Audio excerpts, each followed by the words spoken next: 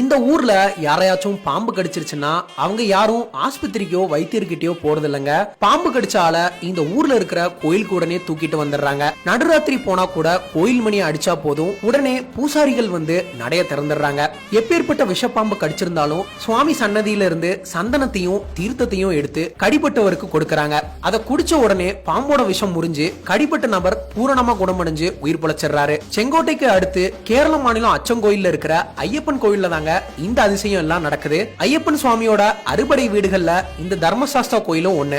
அச்சன் கோயில் ஒரு அடர்ந்த வனப்பகுதி அப்படிங்கறதால இந்த ஊர்ல இருக்கிற மக்களை ஐயப்பன் அரசனாகவும் வைத்தியராகவும் இருந்து பாதுகாத்துட்டு வர்றாருங்கிறது பக்தர்களோட நம்பிக்கையா இருக்குது. அது சரி, பாம்பு கடிப்பட்டவங்க இங்க வந்து எப்படி குணமடைகிறாங்க, அது எப்படி சாத்தியம்னு நிறைய பேருக்கு சந்தேகம் இருக்குங்க.